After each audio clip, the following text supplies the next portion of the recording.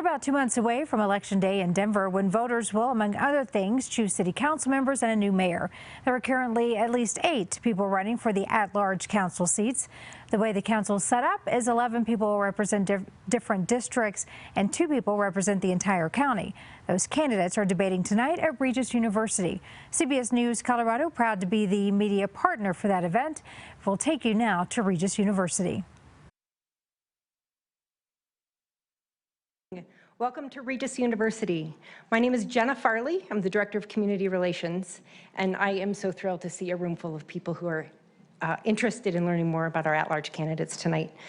I want to tell you that tonight is really, it's part of our Educated Voter series, and tonight is about learning about the issues and learning about the candidates. We are in no way endorsing a candidate, promoting an issue. We are just here to learn so that come April, you're able to make an educated vote.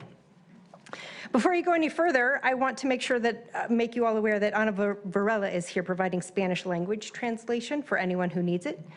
Ana, would you like to come in? Of course. Thank you very much, Jenna. Para los que necesitan traducción al español en vivo, por favor, encuéntrenme a la mesa a la derecha. Tenemos equipamiento para la traducción vivo y cualquier persona que necesita esta traducción después, lo tendrían transcrito después con CBS. Muchas gracias. Thank you. Great. So let me get to the quick thank yous before we get on with the show. I need to say a quick thank you to our partners and our co-sponsors for tonight's debate. I say this every time we're together, but I do not do this work alone. None of us does this work alone. Let me first thank our events team and our physical plant team here at Regis University for setting up the space and making sure that it's welcoming and clean for all of us. And to our North Denver Coalition of co-sponsors who've been working hard the last several months to make sure that tonight is a success. You can see their names up here on the screen, but I'd like to name them because they're really valuable members of our community. I'll start with the Berkeley Regis United Neighbors, the Chaffee Park Registered Neighborhood Organization, Harkness Heights Registered Neighborhood Organization, Highland United Neighbors, Jefferson Park United Neighbors, Sunnyside United Neighbors, the West Colfax Association of Neighbors, and the West Highland Neighborhood Association. Those are neighborhood groups. If you're not involved in your neighborhood group, I can encourage you to do that right now because it's really, that's where the fun happens in our neighborhoods and that's where we can make a real big difference in our community. An additional thanks to our media partners. We have Denver North Star, our neighborhood newspaper, and then of course we have CBS News Colorado, which is providing the live streaming services tonight and sharing the video on their website for those who can't be here in person. And finally, we'll get started. I'd like to introduce you to tonight's moderator, Dominic Dezzutti. Dominic, a Regis alumnus, born and raised in Denver, is an experienced media, politics, and communications professional who spent 25 years as an Emmy Award-winning creator and strategist with PBS 12. He recently launched his own media and communications consulting firm called Dezzutti Media Solutions to help others find the success that he's had. I can tell you that anyone who goes to work with Dominic is already on that path. So let me introduce you, Dominic. Thank you so much for being here tonight, for moderating. I know we're in great hands, and I'll let you take it away. Thank you.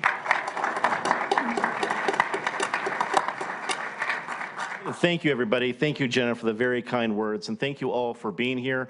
I want to thank first, of course, our live audience here at Regis, and thank everybody who's joining us online at CBS News Colorado, whether it's the cbsnewscolorado.com or the CBS News Colorado app. It is great to have you all here. Thank you so much for being a part of this. I, of course, want to again thank our CBS Colorado partners, being able to provide this for folks, not only for this live stream, but also for anyone who missed it. It'll be archived throughout the election season.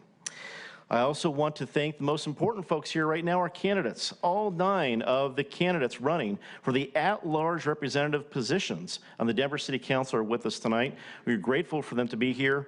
As I told them before the debate got started, our democracy thrives because of people in our community standing up and saying, yes, I will volunteer, I will go for a position like this. This kind of situation is not for the faint of heart. Standing up and talking about what you believe in and then taking that action as an elected professional is not easy. So everyone, thank you very much for being with us tonight. It's very well put. Some important facts for all of you and everyone watching at home or wherever they may be. Election Day is April 4th. That is here in Denver. Ballots will begin getting mailed out on March 13th. Now remember, this is the 2 at-large representatives in the Denver City Council. Therefore, there will not be a runoff. The top 2 vote getters from this group right here will be the 2 City Council representatives. So this is an important kickoff to the debate season for the City of Denver. Let me let you all know about our ground rules. We'll present a variety of topics tonight, but within each topic, we will ask at least 3 questions. Not all candidates will be asked to answer each question. We'll ask 3 candidates to answer each question, so that we're not listening to 9 answers of the same question throughout the evening. Each answer will be limited to 1 minute. A timekeeper and I will be keeping track of time. They'll be getting a visual warning from the timekeeper in the audience and an audio warning from myself. If it goes over, then we'll close the comments there. Each answer to all of the questions will be 1 minute in length. Because of you have 9 candidates in a debate, we have to handle the idea of rebuttals in a creative way. How we decided to do that tonight are courtesy of these 2 little blue cards that each of our candidates has. Each of these cards represent a 30-second rebuttal opportunity. At the end of each question answer, I will ask if there are rebuttals. Whichever number I see first, and we'll get through all the rebuttals, gets to answer that. You'll hear answers to my immediate left. To my further left, you'll hear rebuttals. There are only 2 cards in the possession of our candidates.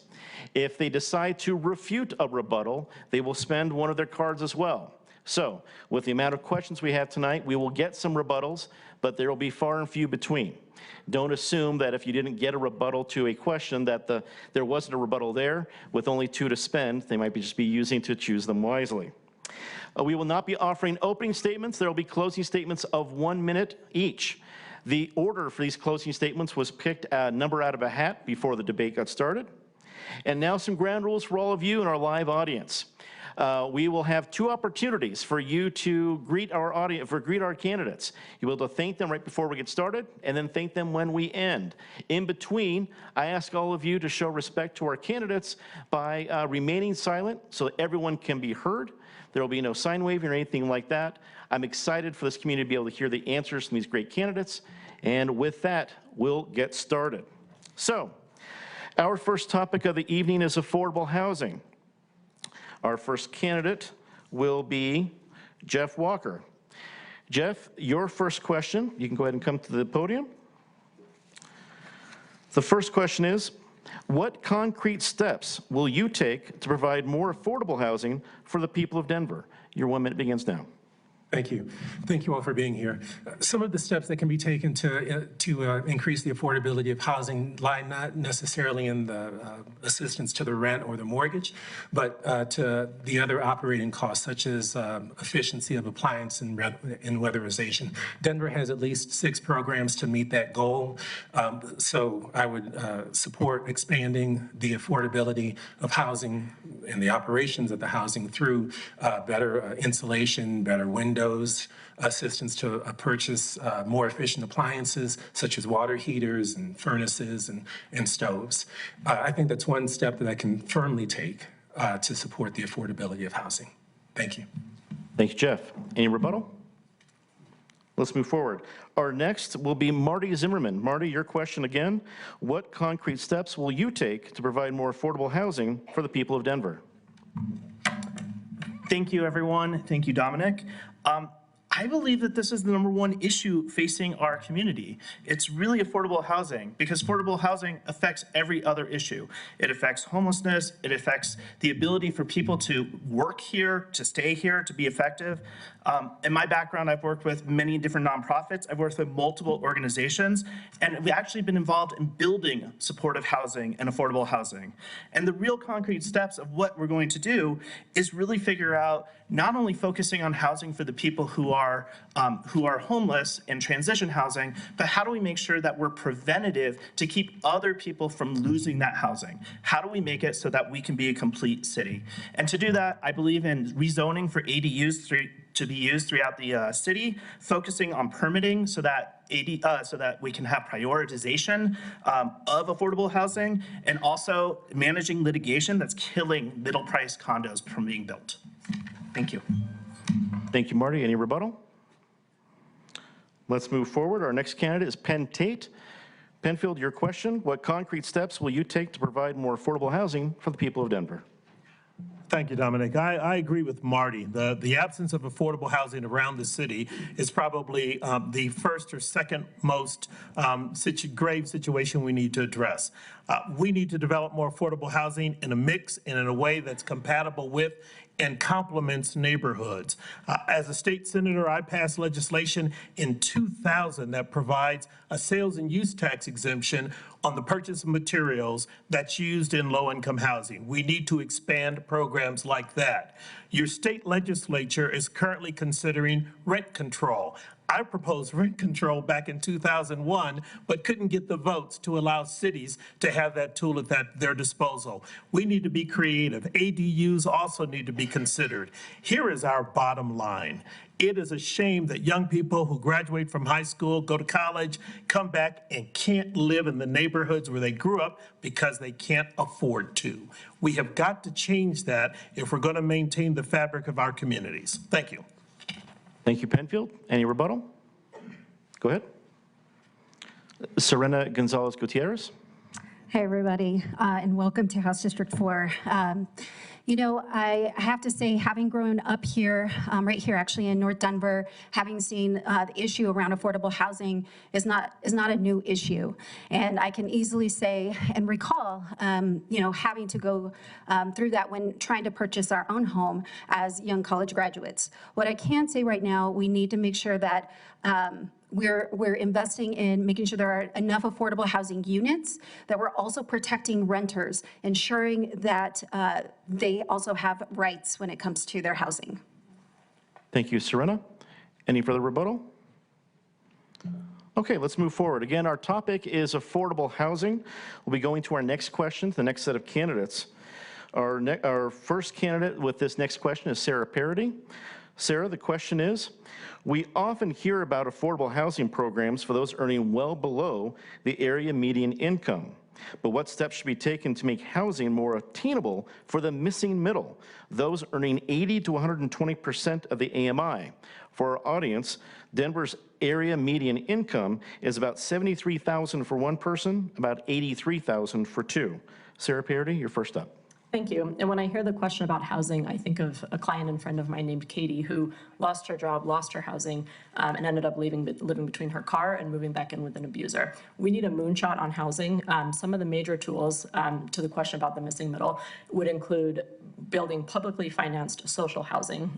These would be beautiful, well-built new buildings with room for childcare on the bottom, where everyone pays 30% of their rent as income, but anyone can live at any income.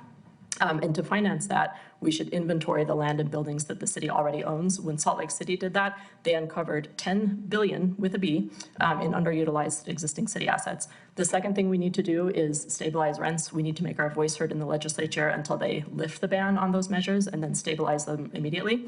And the third thing that we need to do is upzone our city so that duplexes like the one I live in, triplexes and ADUs, granny flats out the back, sorry, that's accessory dwelling units for the translator, are legal in our city. Thank you. Thank you, Sarah. Any rebuttal? Our next candidate with the question, Travis Leiker. Travis, what steps should be taken to make housing more attainable for the missing middle, those earning between 80 and 120% of the AMI?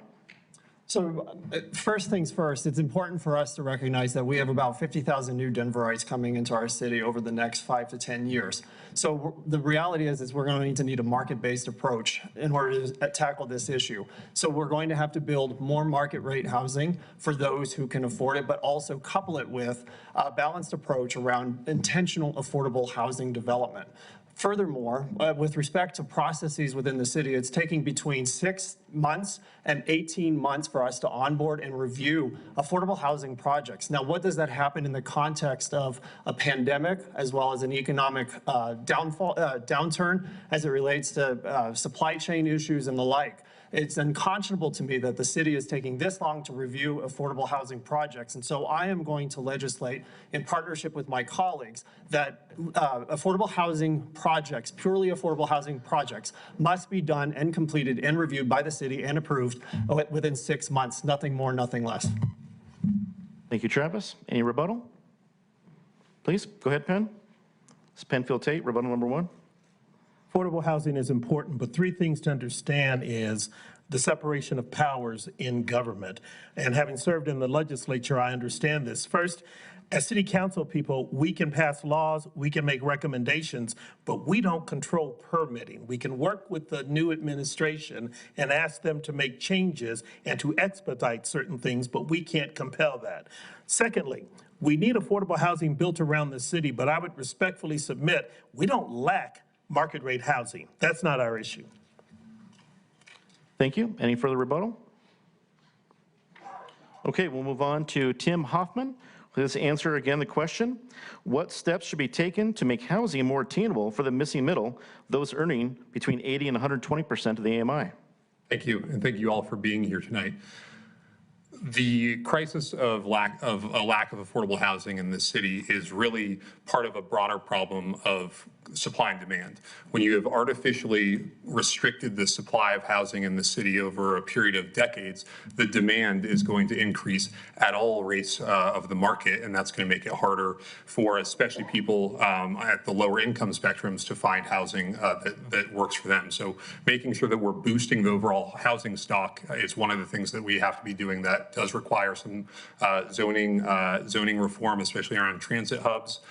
There also is a role that the city has to play in aggressively looking for properties to purchase as a city so that we can then rent it out at affordable rates to people who need it.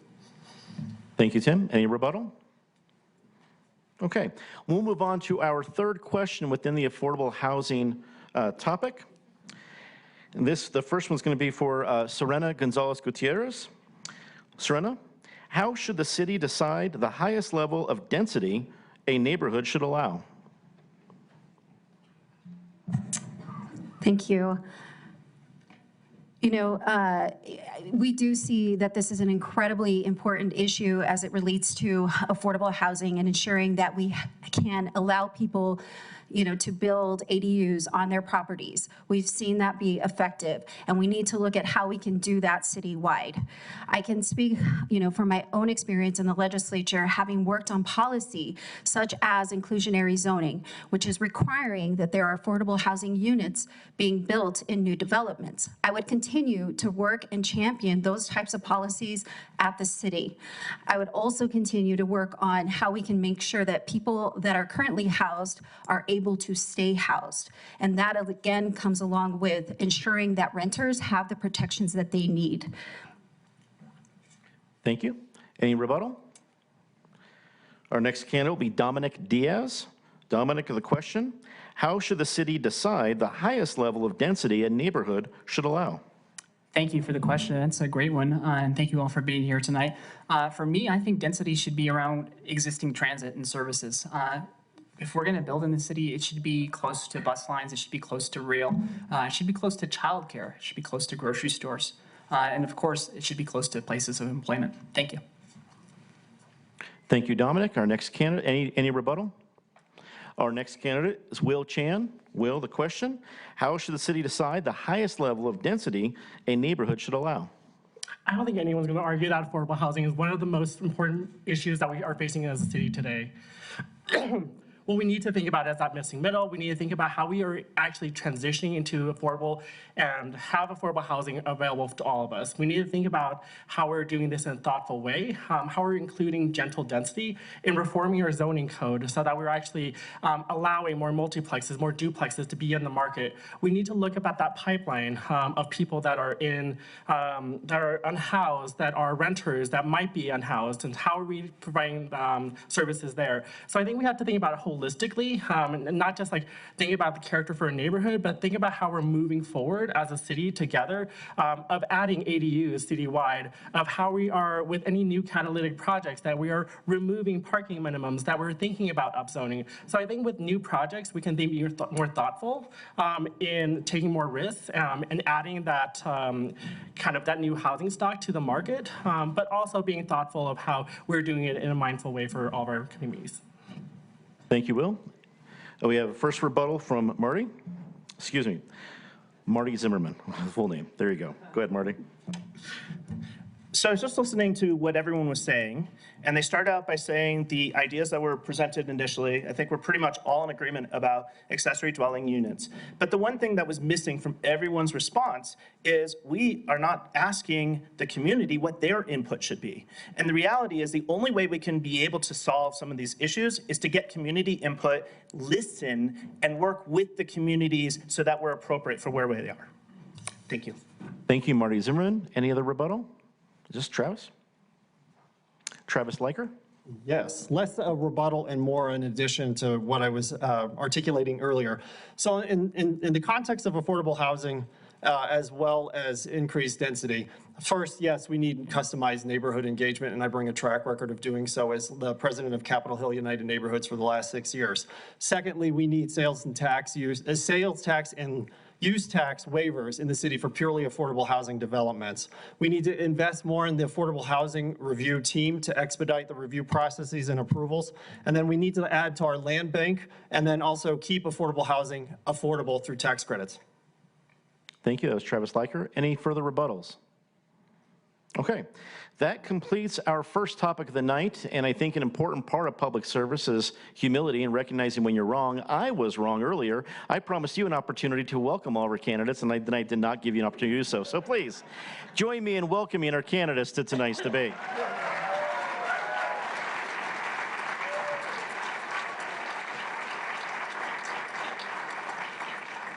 There, now all the jitters are out, we can relax and get into the rest of the great conversation. Our next topic tonight is homelessness, another important topic for the city of Denver. We change up the order of who will be speaking in this round. So our first candidate that will be speaking in the homelessness topic will be Tim Hoffman. Tim, your first question, what are the most important steps the city of Denver can take to address the mental health needs of the unhoused? So the first thing as it relates to mental health issues, addiction issues, or anything else related to homelessness is making sure that we keep people housed who are at risk of falling into homelessness. It is much easier to keep people stabilized in settings like their homes, and the government is able to step in, the local government can step in and provide bridge loans and emergency financing to keep people in their homes and prevent them from falling into homelessness in the first place.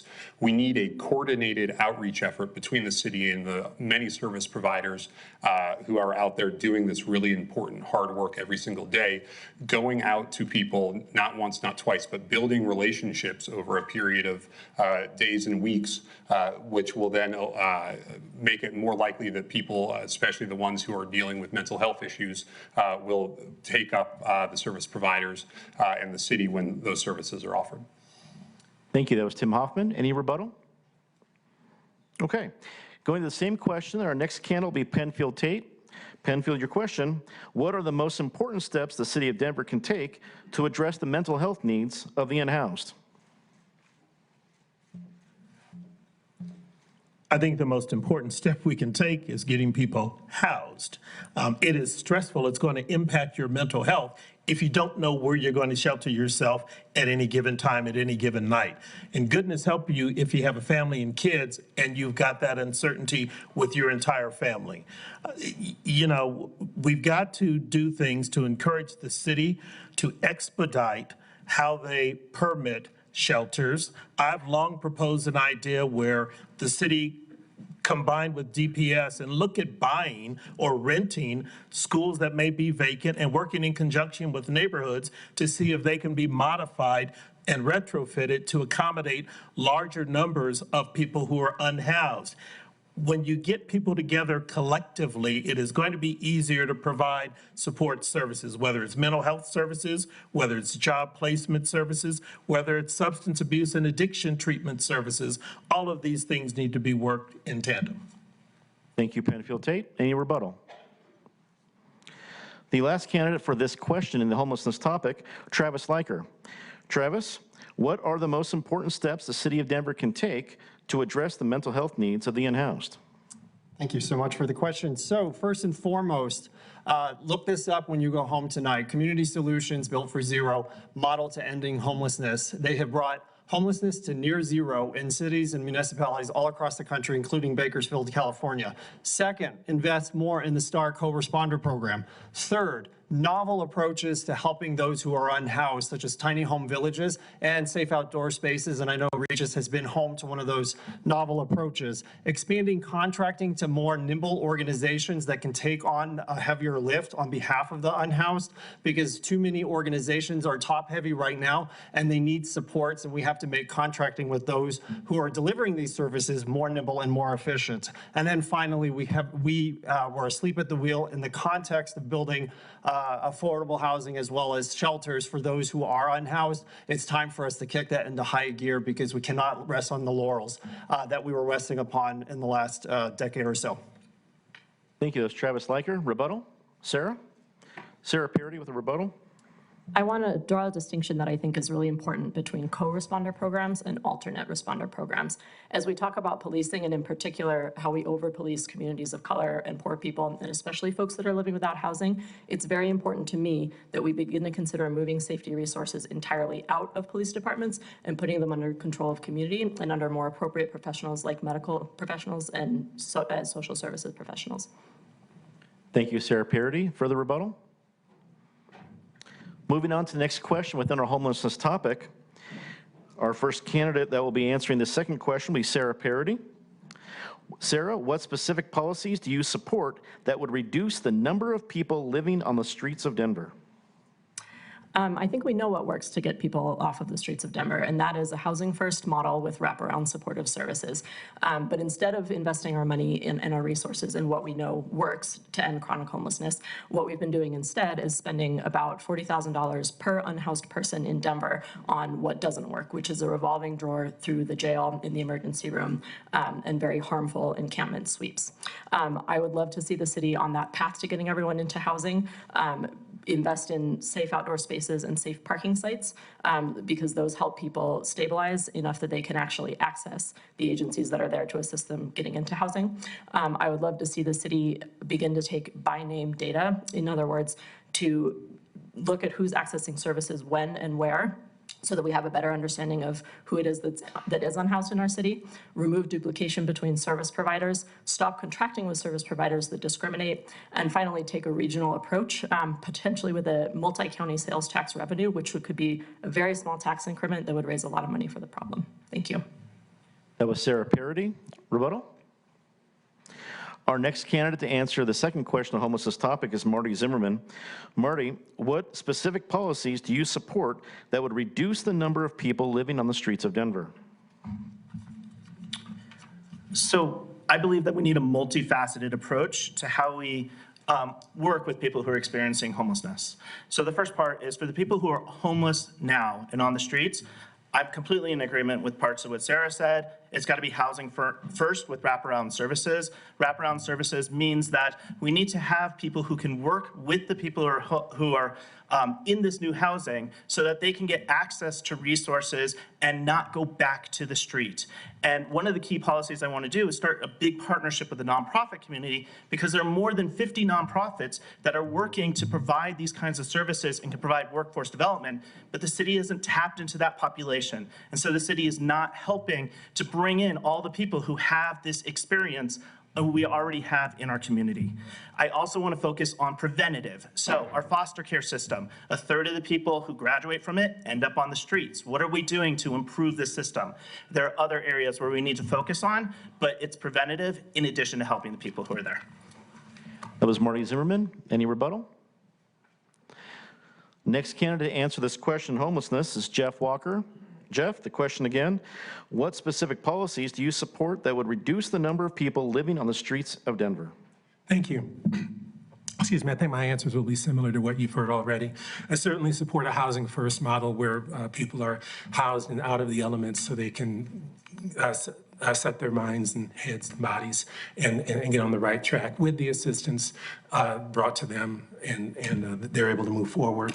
I also support safe outdoor spaces and sanctioned sites. The city of Portland recently identified 5 outdoor sanctioned sites for those who don't want to live indoors, but they will have a place to rest where they won't have the fear of being shuffled off of one corner onto another. And finally, a regional tax paid by developers similar to other taxes that we have that encompass all 8 counties in the Denver metro area. That's it. Thank you. Thank you. That was Jeff Walker. Any rebuttal? Okay, moving forward on our homelessness topic to our third question. And the first candidate that will be answering this third question is Serena Gonzalez Gutierrez. What is the most humane way to balance citizen private property rights and the rights of the unhoused? Thank you. You know, I think about the families that I've worked with for nearly the last 20 years right here in the city and county of Denver, and the most pressing issue that they face is housing instability. And so there is lots of work to be done around how we can address this particular issue. That is making sure that people do have access to those basic foundational needs. That is having adequate access to mental health treatment, behavioral health, that includes mental health and substance use treatment. Right now, we are suffering from a shortage of treatment providers in the city and county of Denver. There are long wait lists for people to be able to access treatment. So in order for us to adequately address the needs of homelessness and those that are unhoused, it is getting them housing first and then helping them be able to access the services that they need. Thank you. That was Serena Gonzalez Gutierrez. And our next candidate, any rebuttal? Our next candidate will be Will Chan. Will, what is the most humane way to balance citizen private property rights and the rights of the unhoused? I think the issue of homelessness is a public health issue right now. And so thinking about that in terms of that context of how we're providing those wraparound services that everyone on stage has talked about so far, but thinking about how we have navigators, that mental health professionals, housing professionals, substance misuse navigators to provide that direct case management service to meet communities where they're at.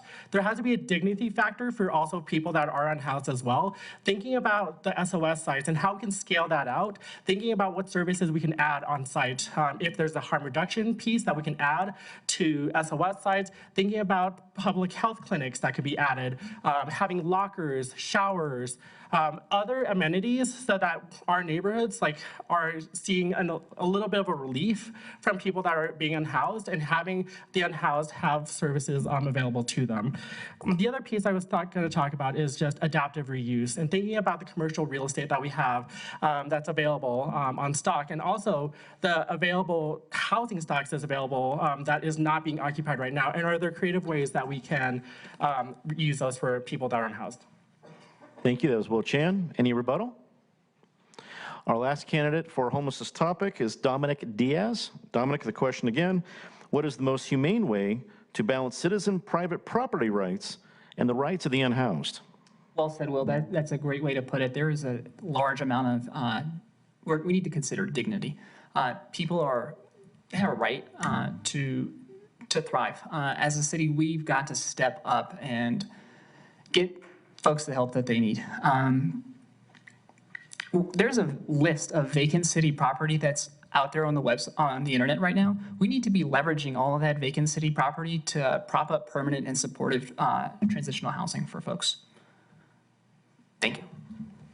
Thank you. That's Dominic Diaz. Any rebuttal? That completes our homelessness topic. We're off to our third topic. That, of course, being the topic of crime, another important topic in the city of Denver. We are not for lack of important topics. Our first question will start with our first candidate to answer our first question will be Will Chan.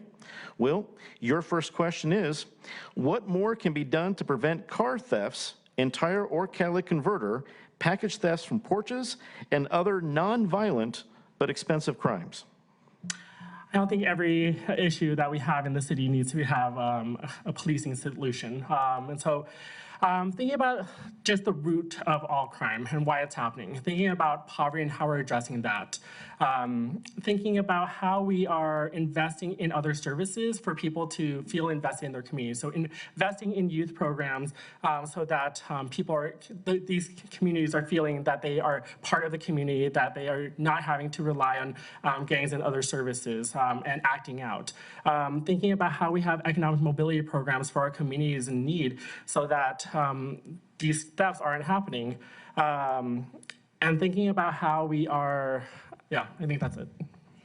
Thank you, Will. Any rebuttal?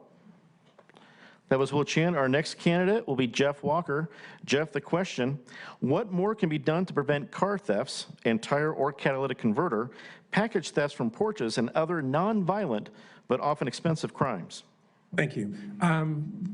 I helped start the Rosedale Harvard Gulch RNO back in 2008. We have the police officers come in. The one thing they tell us is be diligent, lock your cars. A lot of those car thefts and thefts from cars are crimes of opportunity. Neighborhood watches are always good. Diligence on the part of the citizenry. I'm hoping that with the passage of 307 and the number of jobs that I hope will create will give folks employment opportunities, and that will ease the financial stress and the need in some cases to feed a family or to buy medicine through theft. And finally, Amazon and I'm sure other delivery services have boxes at various locations around, and I recommend to everybody to use those. But diligence is the number one, and keep the car doors locked. I've heard that time and time again for years from the officers. Thank you. That's Jeff Walker. Any rebuttal? Next candidate for this first question on our topic of crime is Dominic Diaz. Dominic, the question, what more can be done to prevent car thefts and tire or catalytic converter, package thefts from porches, and other non-violent but often expensive crimes? Well, I fully support the Denver Police Department's program where they are offering serial numbers on catalytic converters. Two, I think that they should be empowered to go after auto theft rings that are repeat offenders. And then for the package porch issue, we've got, as a community, we've got to look out for one another. That's something that's lost nowadays. Is we got to be good neighbors and look out for one another. Thank you. It's Dominic Diaz. Our next question in the topic of crime, our first candidate will be Travis Leiker. Travis, the question, gun-related deaths in Denver were down last year, but gun-related injuries increased. What more can the city do to reduce violent crime? Well, first and foremost, we need an all-hands-on-deck approach. So it's less this or that, it's yes and. We have to do a whole host of things. First and foremost, DPD is down 8%. We need to get staffing back up to at least pre-pandemic levels to help ease the burdens on the current DPD force to make sure that they're positioned for success. With respect to focused deterrence, we need to be sure that we're mindful of those neighborhoods that are experiencing heightened levels of crime to make sure that DPD is dispatched to those places. Secondly, I'm calling for gentle policing efforts. There was a point in time when DPD and other security officials were on segways along the 16th Street Mall and other commercial corridors. I think we could deploy more friendly resourcing to those corridors to make sure that they are safe. Finally, we have to do all that we can to ease economic insecurity as well as emotional insecurity in our community, because that is what draws on violence. And I think if we can do those things, we can make our neighborhoods a little bit safer. It's Travis Leiker. Any rebuttal? The next candidate answering this question under crime is Tim Hoffman. Tim, gun-related deaths in Denver were down last year, but gun-related injuries increased. What more can the city do to reduce violent crime? So I spent the last 5.5 years working as a prosecutor at the district attorney's office here in Denver, and I saw firsthand and communicated with the families of loved ones who had been killed in shootings, as well as victims who had survived. One of the through lines that I noticed in almost all of my cases was a combination of young people, drugs and alcohol, and access to guns.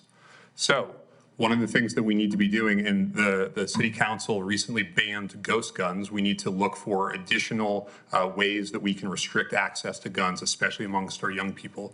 If you can't drink a beer until you're 21, why we allow you to buy a handgun makes very little sense to me. We also need to make sure that there is targeted enforcement by the police at what are called known shooters. Even within gangs, there are relatively few number of people who are violent and repeatedly violent, and making sure that the police have the resources to go after that group of people is paramount. Thank you. That was Tim Hoffman. Any rebuttal? Next candidate to join us is Sarah Parody. Sarah, the question, what more can the city do to reduce violent crime? Yeah, and as a parent, I take this question very seriously, as I think we all do. For an answer, I want to take us to Oakland, California, which for a long time had one of the worst gun violence rates in the country, particularly for kids. They have had sort of eye-boggling success in recent years in reducing their gun violence rate through a program that, again, put some supervision under the community itself. In particular, they trained trusted adults within the community to act as violence interrupters. And crucially, that program did not include police, because those are not trusted figures in our communities. There are also, of course, kind of more technological solutions like gun locks and those kinds of things that I think are important. But the root of the problem is being able to reach our kids through people who trust them. Thank you. That's Sarah Parody. Any rebuttal? Let's move on to our third question, our topic of crime. The first candidate that will join us for this question is Marty Zimmerman. Marty, what are the most important steps to prevent youth crime and the growth of gangs in Denver?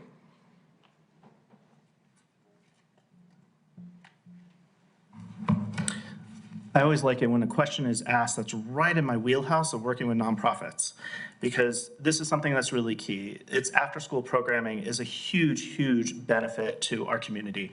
It is something that is very important and something I've been involved with. There's an organization that's in town called Safe to Tell. It was founded here, that came from the Columbine shooting. And the concept behind it is that youth need to be able to have an anonymous way of telling police or telling other people when crimes are about to be committed.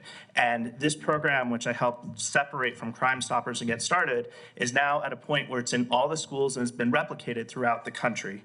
Another thing to try to deal with youth crime is specifically gun locks. We are trying to collect guns and get them off the street, but why are we not trying to give guns out to the community to say, hey, we shouldn't be able to have them? I had a conversation with seniors at Manual High School, my alma mater, and when I talked with them, one of the key things is it was a status symbol to have guns, but if the parents had gun locks, they wouldn't have that access. That was Marty Zimmerman. Rebuttal? Okay. Marty, that's a great point. Thank you for bringing up after-school programming. Right now, there is not a sustainable funding source for after-school programming and youth violence prevention activities within the city. As a council member, that's one of the first things that I'll look to do is find a sustainable source for these nonprofit providers, so that way they're not worried about filling out a grant application while they're trying to keep their doors open. Thank you. That was Dominic Diaz with a rebuttal. Further rebuttal? The next candidate to answer our final question in crime is Penfield Tate. Penfield, what are the most important steps to prevent youth crime and the growth of gangs in Denver?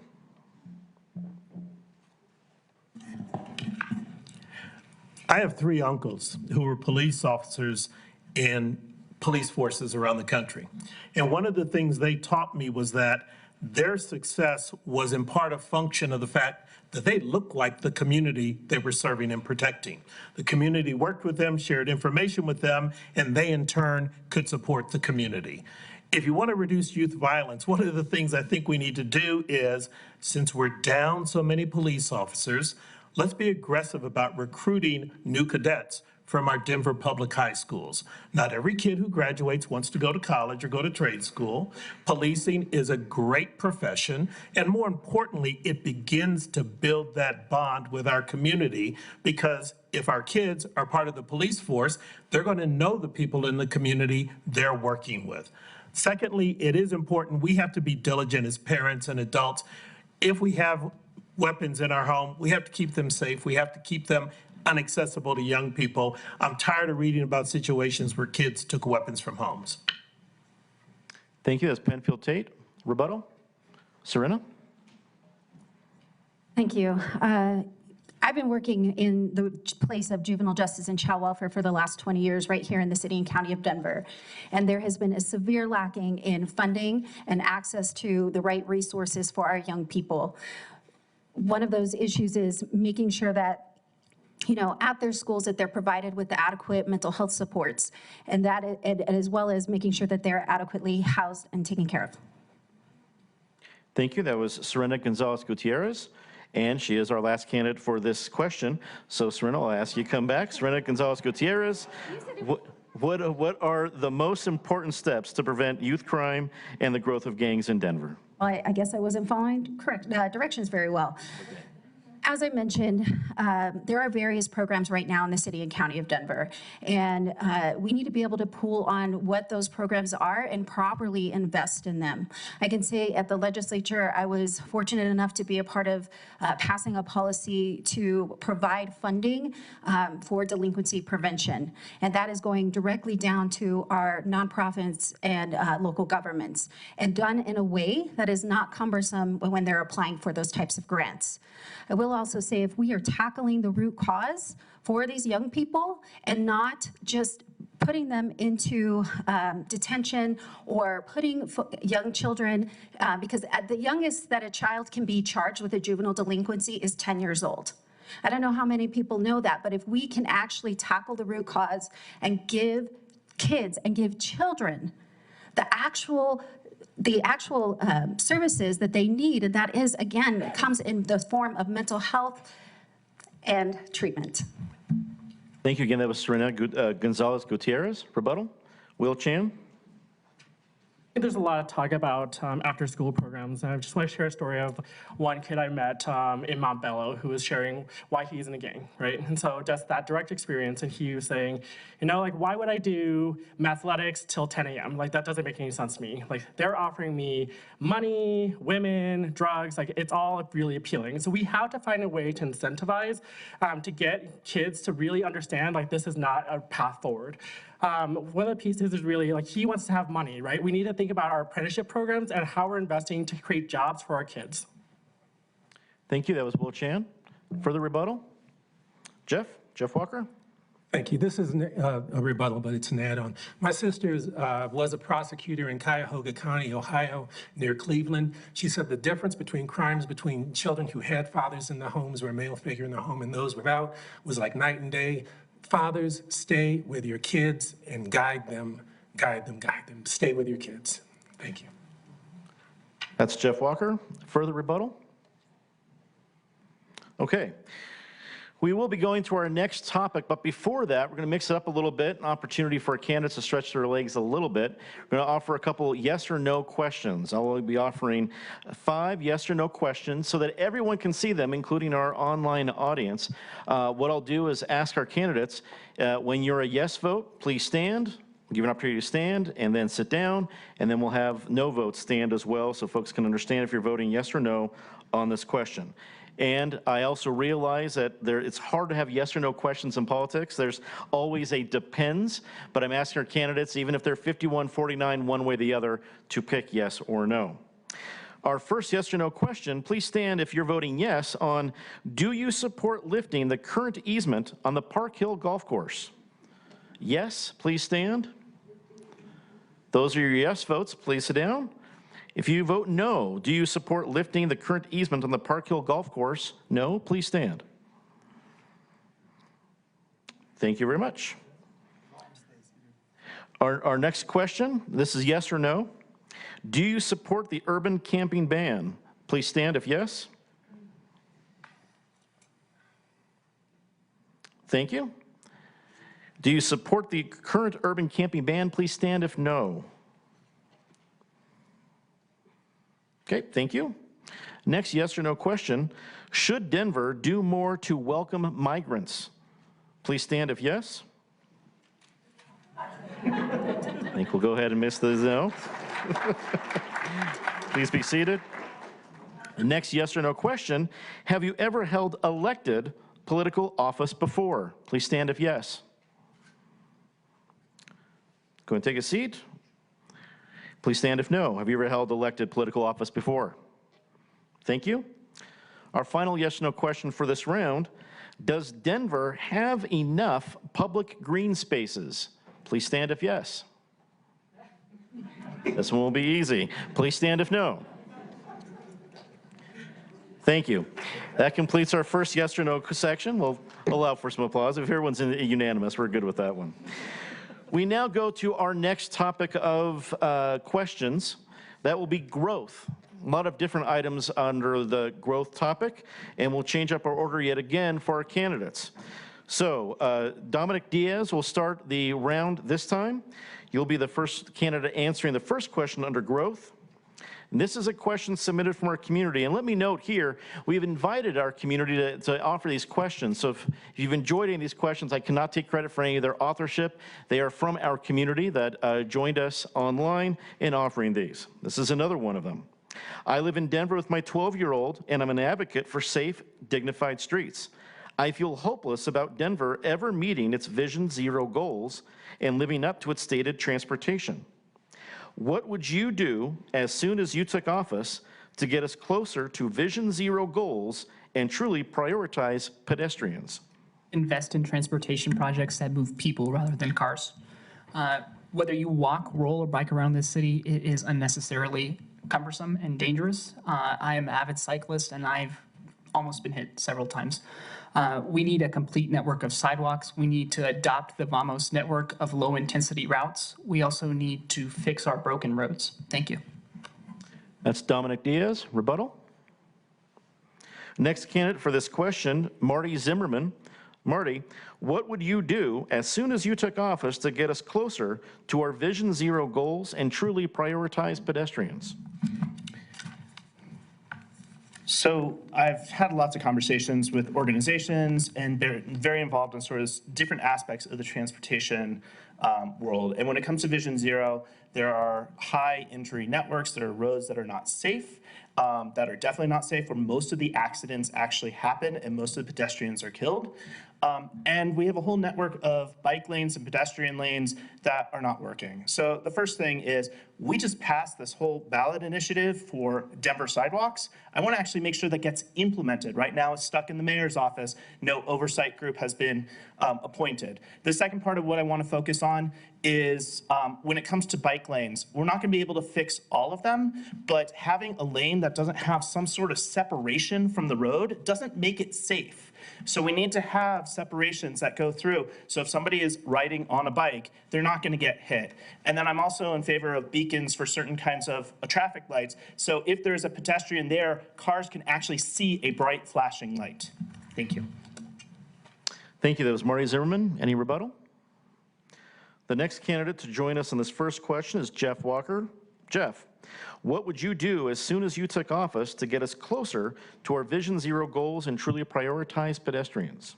Thank you. Yes, we did just pass Denver Deserves Sidewalks 307. I would work hard to implement that, and the first construction draft should be on all streets in the high injury network. Also, VAMOS network, the bike network, slower speeds on all arterial roads, especially those along the high injury network. Even if they're state-owned, we can work that out with the state. The state should not be proud of the number of blue signs on their roads like Federal Boulevard or Colfax. Thank you. Thank you. That was Jeff Walker. Any rebuttal? Okay, we're up for our next question on the topic of growth. Our first candidate to join us for the second question is Penfield Tate. Penfield, the question is, with the pandemic changing the way everyone works, such as increasing remote and hybrid work situations, nearly all cities are needing to rethink how to manage its downtown core. What are the most important considerations in managing the next 10 years of Denver's downtown core? As a practicing attorney, I've spent most of my career officing in downtown, and like many of you, I can see the difference. And it's not just the pandemic having people work remotely. What's happened is, in the absence of people coming downtown, Downtown has changed. The 16th Street Mall isn't safe, it isn't desirable, it isn't attractive anymore. And I would offer that I'm not convinced that this is temporary, this is just pandemic related. I think it will be a long time before we have the same number of people working downtown. So as a city, we need to talk with downtown businesses, start hearing what their plans are for if and when they will begin to bring significant numbers of their workforces back downtown. Secondly, we know that buildings are not being occupied. They were once before. We need to talk seriously about whether we as a city incentivize adaptive reuse and start converting office buildings to perhaps residences so we'll keep more people downtown for longer periods of time. Thank you. It's Penfield Tate. Rebuttal? The next candidate join us for the growth topic in this question is Sarah Parody. Sarah, what are the most important considerations in managing the next 10 years of Denver's downtown core? Yeah, in a word, connectivity. So a healthy downtown rather than only relying on downtown workers, tourists, and folks who are coming to downtown only for sort of special events at venues or conferences or that kind of thing. A healthy downtown is a place where people from the surrounding neighborhoods can easily flow in and out to frequent businesses and restaurants. And that's what we've been missing in Denver's downtown. So if you think about our downtown, it's sort of ringed by big roads, right? One idea that I really like from the Denver Moves Everyone plan would be to put a highway cap over the portion of I-25 that divides downtown from Highlands. Other things that, that I think are obvious, but that we haven't succeeded in doing include making downtown far more friendly to pedestrian and bikes, especially as through traffic, and working to keep cars out of downtown. Thank you. It's Sarah Parody. Rebuttals? Our next candidate to join us for this question under growth, Serena Gonzalez Gutierrez. Serena, what are the most important considerations in managing the next 10 years of Denver's downtown core? We look at the 16th Street Mall, and it was really one of the first of its kind as a pedestrian mall. And we were leaders and innovators in that respect. I remember as a young person, getting to go hang out on 16th Street Mall, riding the free mall ride. These are really great things that we have right in the downtown core of our city. And I think that we look at what are the things that are necessary to make sure we're revitalizing our communities, and that comes with small businesses and how small businesses are an integral part of our community and of the city and county of Denver.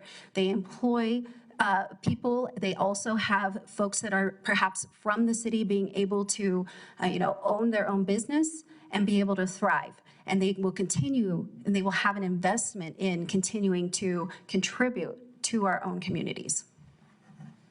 Thank you. That was Serena Gonzalez Gutierrez. Any rebuttal? Both. And our first candidate will be joining us is Tim Hoffman.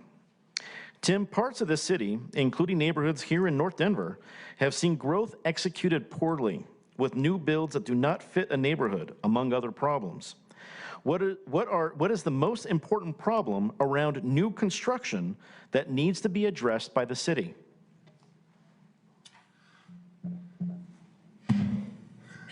That's a great question. And when it comes to new growth in neighborhoods that have had a history and a vibrancy for decades and generations, we need to be balancing the need for more housing, which is something that, if we're going to continue to be a successful city, needs to be a focal point, while also marrying that with respect for the uniqueness and the vibrancy of each of Denver's 78 neighborhoods. That does mean bringing in community groups, registered neighborhood organizations, other interested parties, working with the city, working with developers, working with the private sector to make sure that there are compromises along the way when you are talking about new developments, and that there's input from the community as to what those new houses and the new builds are going to look like. Thank you. That was Tim Hoffman. Any rebuttal? Our next candidate is Travis Leiker. Travis, the question, what is the most important problem around new construction that needs to be addressed by the city? Well, again, this goes back to process. So right now, because of the delays at the city, it makes it very hard for local developers and local partners to actually invest in their community. And so who loses out?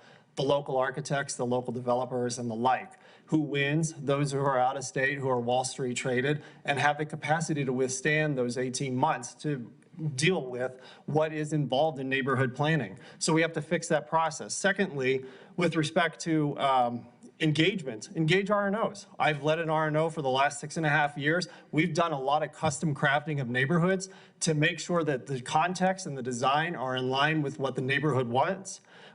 Also economic development. In some parts of the city, your only grocery store, our healthy, nutritious food options, are a convenience shop. That's not acceptable. We have the capacity to work with businesses all across the country and locally to invest in our neighborhoods. And then finally, adaptive reuse. We have a unique opportunity to take older structures in our neighborhoods and make them beautiful once again and adapt and reuse those. Thank you. That was Travis Liker. Our final candidate, any rebuttal? Our final candidate in the topic of growth is Will Chan. Will, what is the most important problem around new construction that needs to be addressed by the city? I think there's two pieces of this question. The first is like for developers. I think we talked about the permitting process and how we can actually streamline the process so that it doesn't get passed on to the residents in these houses. The other piece is just being thoughtful of how we're engaging our community from the get-go. City projects take decades to accomplish. And so even at the inception of when we have a project, when we have a capital project in plan, that we are engaging with communities in a community benefits agreement, thinking about how we're integrating incentives and holding developers in that ultimate agreement accountable and to the needs of what we're hearing with the current residents there at that moment.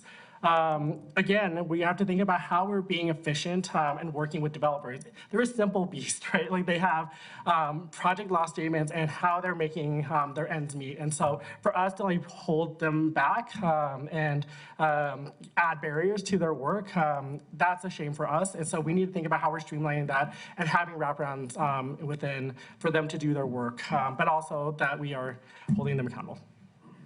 Thank you. That was Will Chan. Rebuttal? Marty? Marty Zimmerman with rebuttal. Considering this as an add-on of sorts, I agree with the challenges with the permitting. I agree with certain pieces of this, but there's a couple other parts we didn't talk about, and that is our city runs with a backwards design. Essentially, a developer comes and says, this is what I want to put in a neighborhood, and then there's community input, as opposed to community input ahead of time from the neighborhood that's really directing what that development is. The neighbors, all the different groups around, cities around Denver, are doing it the opposite way of Denver. The other thing is our area plans. Some of them go back to 1993 since they've been updated. That was Marty Zimmerman with rebuttal. Further rebuttal? Okay. That completes our growth topic. The final topic tonight is the environment. Our first candidate that will join us for our first question is Will Chan. Our first environmental question, Will, how can we make both single-family homes and multi-family housing more energy efficient in order to reduce emissions? One of the pieces is really thinking about TODs, transit-oriented development, and really thinking about how we are increasing and adding different ways of transporting ourselves around the city.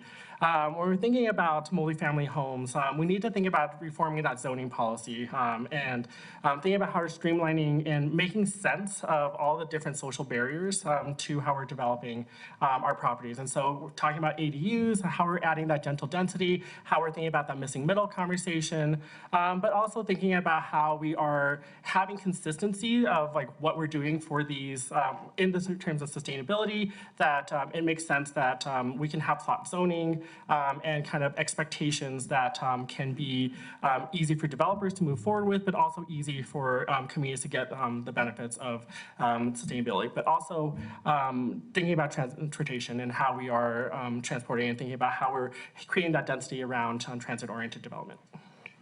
Thank you. That was Will Chan. Next candidate that will join us is Dominic Diaz. Dominic, how can we make both single-family homes and multi-family housing more energy efficient in order to reduce emissions? Well, one, we need to offer tax incentives and rebates for folks to upgrade their energy systems like ACs and heaters. Further, we could also encourage folks to plant native trees. That could reduce your energy costs as well. And then I also think about lawns too. That Kentucky bluegrass is thirsty, and I think about our water use. We got to look at, as a city, how we conserve our water more effectively. Thank you. Thank you. It's Dominic Diaz. I didn't ask for rebuttal last time. I apologize. Any rebuttal? Our next candidate to join us for this first question under the environment topic, Serena Gonzalez Gutierrez. Serena, how can we make both single-family homes and multifamily housing more energy efficient in order to reduce emissions? Yes, so I know that we have done some great work at the legislature, or at least have attempted to, pass policy where it is incentivizing and also requiring developers to already outfit houses, whether they are single family or multi-unit type of units with the necessary means to be able to utilize different types of energy. And so I would want to promote those types of efforts as well.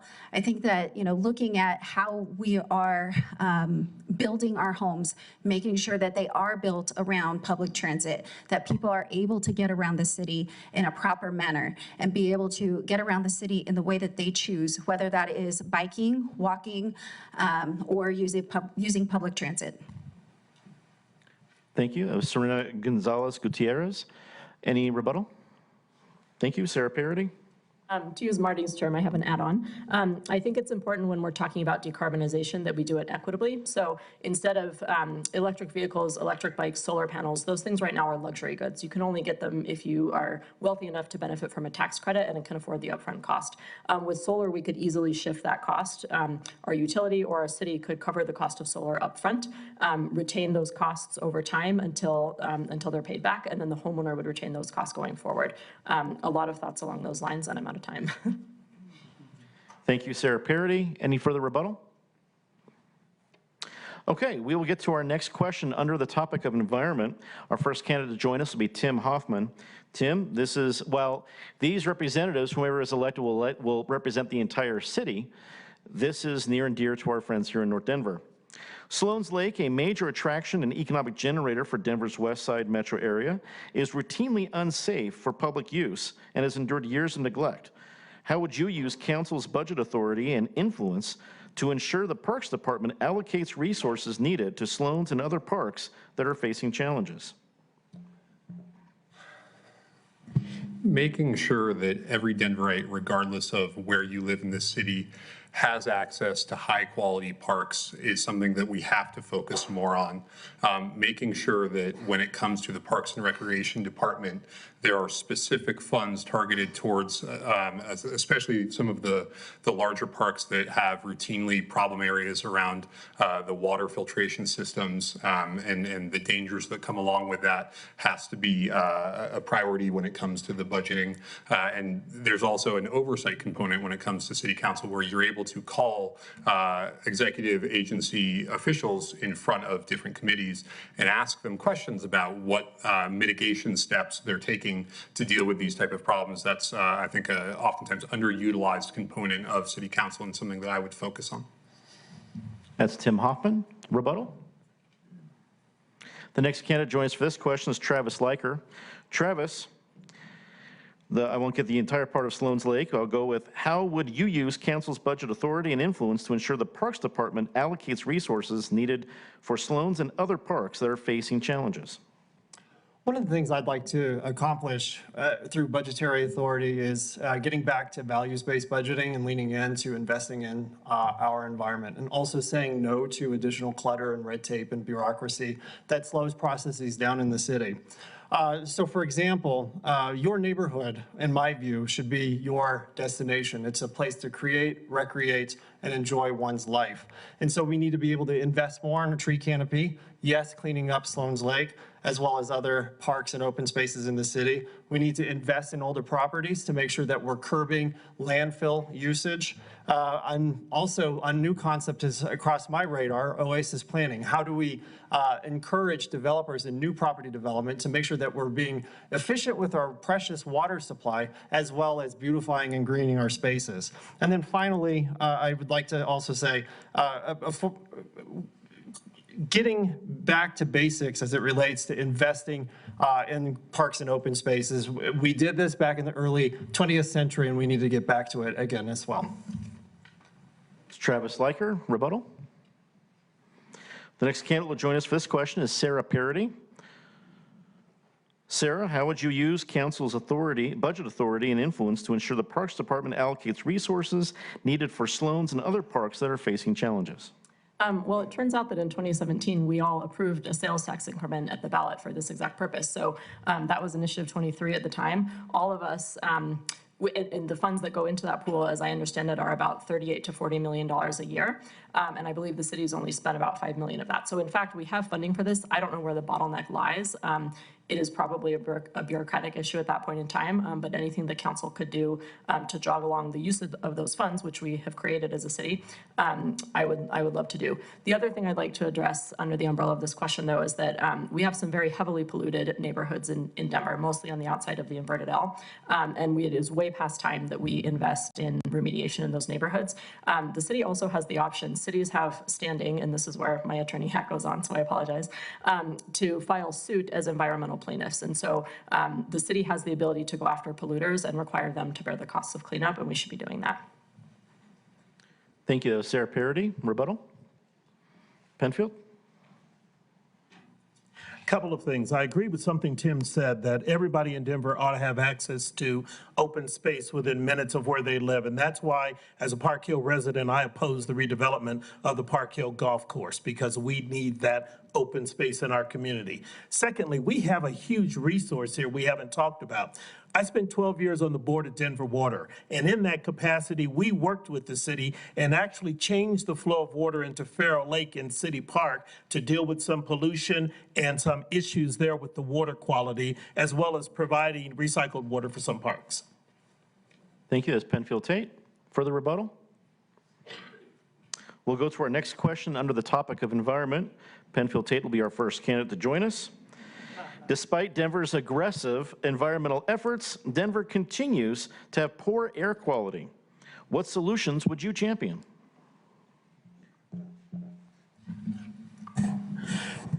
Our air quality challenges are a function of a couple things. Most significantly, the cars we drive. We need to figure out how to get cars off of the road. And we've had other questions before about transportation and biking and walking and a host of things. But this is a regional problem that requires a regional solution. And thankfully, we have a regional transportation district.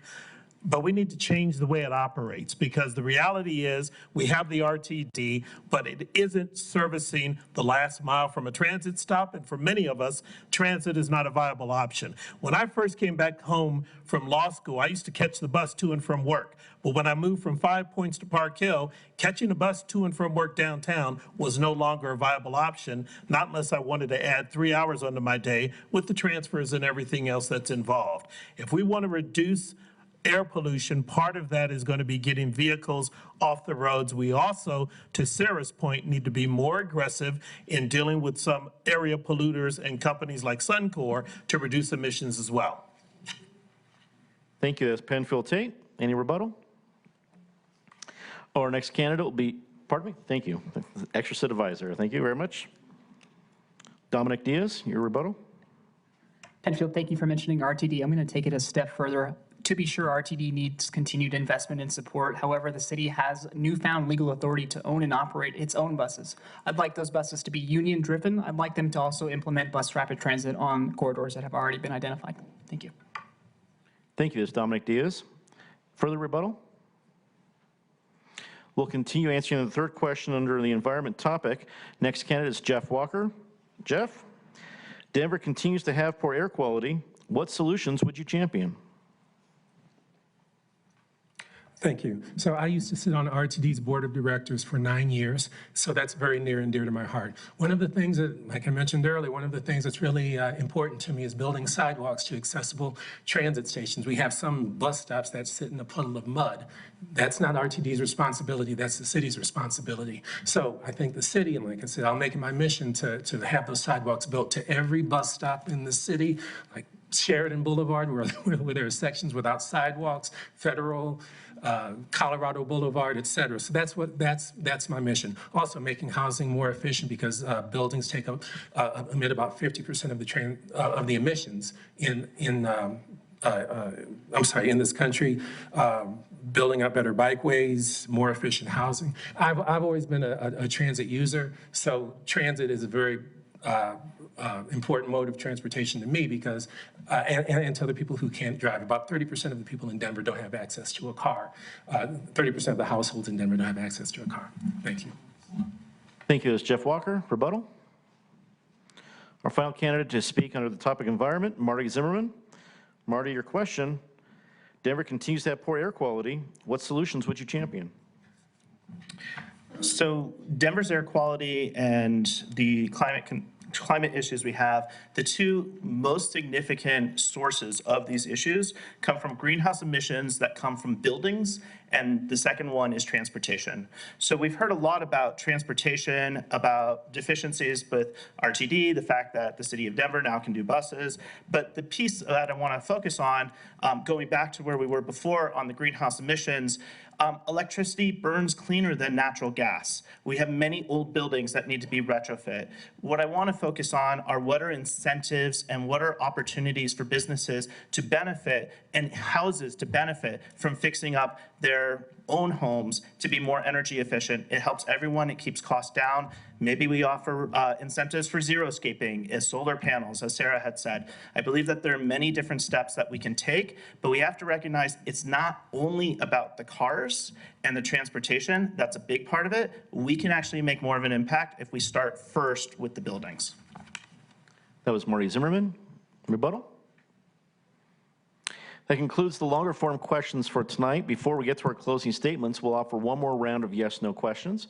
As you know, please stand for yes, and then we'll offer an opportunity to stand for no, so that everybody from our live audience and our online audience can see your vote. The first question, the second section of yes or no questions: should police department funding be increased? Yes, please stand. No, please stand. That makes it easy. Our next question: if state law allows, would you support any form of rent control measures? Please stand if yes. Go ahead and sit down. Please stand if no. Thank you. Next question: do you feel Denver has built and managed bike lanes correctly? Please stand if yes. Admittedly, some of these were easier than others. And please stand if no. Thank you. Next question: should it be harder to drive in downtown Denver? Please stand if yes. Thank you. Please stand if no.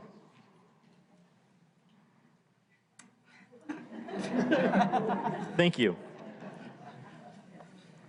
Should all new apartment and condominium builds in Denver provide more parking than needed for its tenants? Please stand for yes. Please stand for no. Thank you. One final one. Is it too easy to currently place an issue on the Denver municipal ballot? Please stand if yes. Please stand if no. Thank you very much. So everybody, this has been a great debate with all the candidates. As a reminder, we're offering closing statements of 1 minute apiece. We drew the order for these closing statements before the debate. The first speaker that will offer his closing statement is Jeff Walker. Thank you again. This has been great. Thank you for your attention. I got to clear up two things. So I support the urban camping ban only for one reason, because the officer, the responding officer, has a requirement to ask that person if they need assistance. If the answer is yes, that officer has to find assistance. That's the only reason I support that. I've seen sweeps and they're cruel. Also, bike lanes. Where I come from, there are no bike lanes. I moved to Denver in 1999. I couldn't believe I could bike to work in relative safety compared to where I grew up. So I have 30 years of experience in infrastructure and planning. I was on RTD's board, as you've heard. I have 30 years of experience in public involvement. Part of that includes helping start my RNO, Rosedale Harvard Gulch Neighborhood Association, and 30 years in land use planning, which is shown on, part of which is spent on Denver's planning board. Jeff Walker, www.walkerfordenver.com. Thank you for your time, attention. I love Denver. Oh, wait, one other thing. You have a great choice of candidates here. I wish you well in choosing one. Thanks. Thank you. That was Jeff Walker. We're almost there, everybody. You're doing great. Our next closing statement comes from Will Chan. Listen, simply put, I love Denver. This is a city that raised me, and this is a city that welcomed my family when we were refugees coming to a new place to start our new lives. As a public sector employee for nearly 20 years of my career, I have seen people working harder than before and falling behind faster than ever before. I'm running for all my friends and families and neighbors when I was in Section 8 housing that can no longer be in Denver anymore. I'm running for the small businesses that are struggling to stay afloat post-pandemic. I'm running for every single person that feels unseen, unheard, and doesn't feel like they belong in our city. Denver is at a tipping point, and we cannot waste any more time. I know how to navigate city bureaucracy. I know how to get things done, and I know how to work with community and build coalitions. I know that I can be the voice for us moving forward. I know we can be better, and I hope to earn your vote on April 4th. Thank you so much. Thank you. That was Will Chan. Our next closing statement comes from Sarah Parody. Hi, everyone. I'm Sarah Parody. Thank you so much for being here tonight. So the question for all of you in the room and across our city is, who will you trust with your vote? And I've thought a lot about trust because in my practice as an attorney for low-wage workers, folks in foreclosure, and victims of police brutality, I've had to ask my clients to trust me with painful stories about things like sexual assault, to trust me to give them good advice and work hard for them. So today, I have 200 people who have actively volunteered for our campaign. Some of them were my clients. Some of them I met at rallies for workers' rights and racial justice. Some of them I mentored as young attorneys. Some of them are my neighbors. And our campaign looks like our city in every way. So if you too place your trust in me, I'm going to continue doing what I have always done, which is standing next to working people, because I believe in a world where my family and your family are healthy and safe and have what we need. And none of us can accomplish that alone. We rise and fall together. We are only as strong and safe as we are interconnected. My name is Sarah Parody, and as your councilwoman, I will never stop working for your trust. Thank you. Thank you. That was Sarah Parody. Our next candidate to speak, Marty Zimmerman. Thank you, everyone, for listening tonight. My name is Marty Zimmerman. I'm a Denver native, Manuel Thunderbolt, husband, son, father, former president of my synagogue.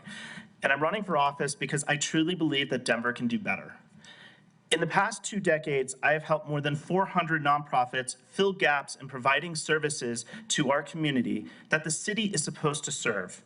And in each situation, in each occasion, I have always been able to get results. Some of my accomplishments include securing funding to build affordable housing, helping change state law to enable individuals with certain disabilities to get access to education, helping Safe to Tell become independent to keep kids safe in schools, helping start a nonprofit development center as a BIPOC-led incubator, and creating a business that has positively impacted 8.5 million lives in Denver, Colorado, nation, and around the world. I will commit to getting results for all of you, and all I ask is please vote for Marty Zimmerman on April 4th. Thank you. Thank you. That's Marty Zimmerman. Our next candidate with this 1-minute closing statement is Tim Hoffman. Thank you all for being here tonight. Just over 3 years ago now, I was biking home when I was hit by a pickup truck and left with a traumatic brain injury. Spent the better part of a year and a half relearning how to do basic things like walk and talk. It was a long, hard, uneven recovery process. Anyone in this room who's gone through any sort of adversity and had to come out the other side of it knows that that process is not linear. There are good days and there are bad days. There are milestones that you achieve and there are setbacks that you have to endure.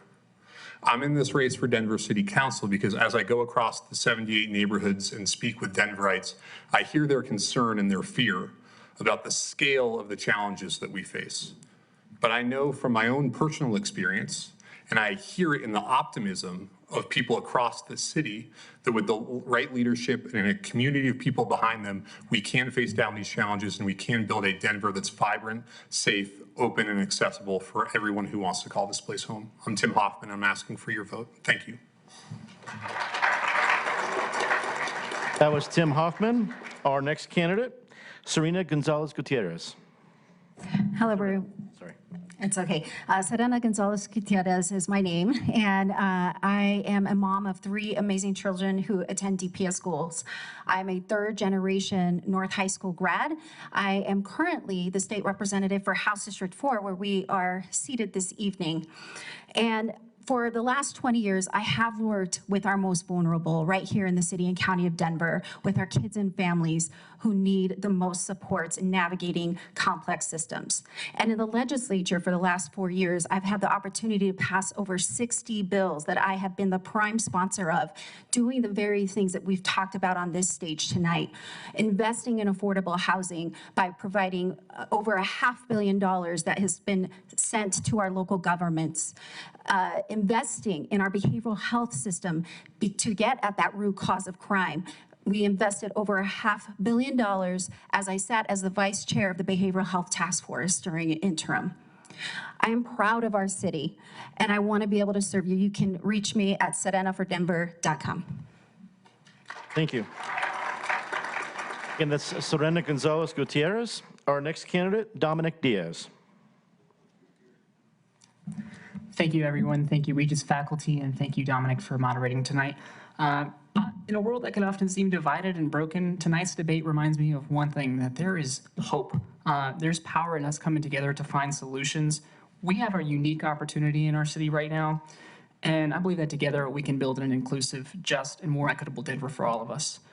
So I ask you, will you join me on this journey? Will you help turn our dreams to a reality? Together, let's seize this moment and build a city that we can all be proud of. Thank you again for the honor and opportunity to join you this evening. I look forward to continuing this conversation over the weeks, months, and days that come. To support our campaign, please visit diazforden.com and vote for me, Dominic A. Diaz, by April 4, 2023. Thank you. Thank you. That was Dominic Diaz. Our next candidate, Travis Leiker. Thank you all for being here tonight. Denver is at an inflection point. Homelessness is on the rise. Affordable housing is unattainable for so many.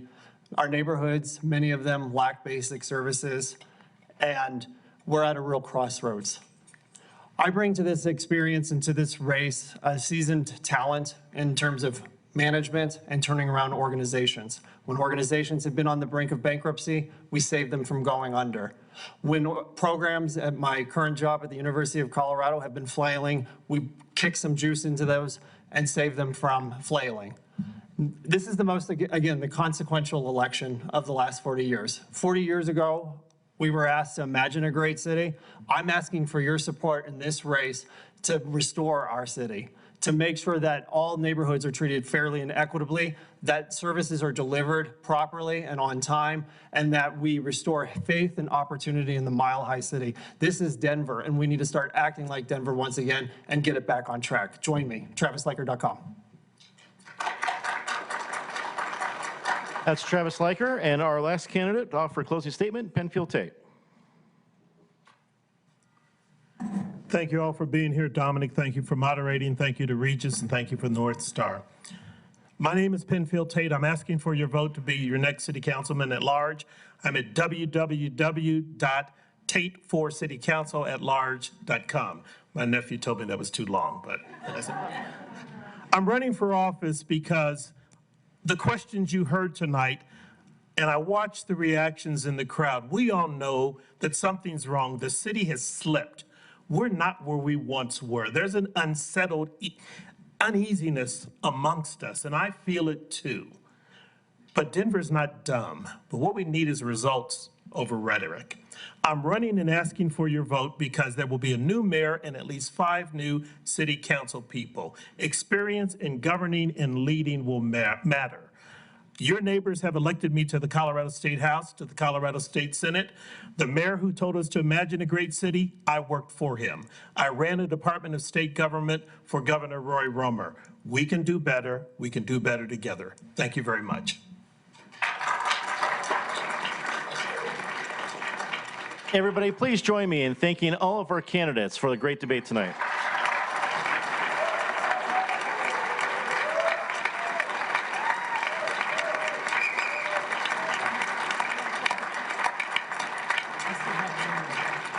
I want to join our audience in thanking our candidates for joining us tonight, and thank all of you who watched live and in person, and everyone who's joined us online. Please remember that this is just the first one of these debates here at Regis. Thursday, that's this Thursday, February 9th at 6:30, all 17 of the mayoral candidates for the city of Denver, we're bringing in a shoehorn, a lot more chairs, will be right here. You can join us live here at Regis or online. For everybody at Regis, at cbscolorado.com, and our entire technical team here at Regis, I'm Dominic Guzzuti. Thank you so much for watching and for being here tonight. Good night.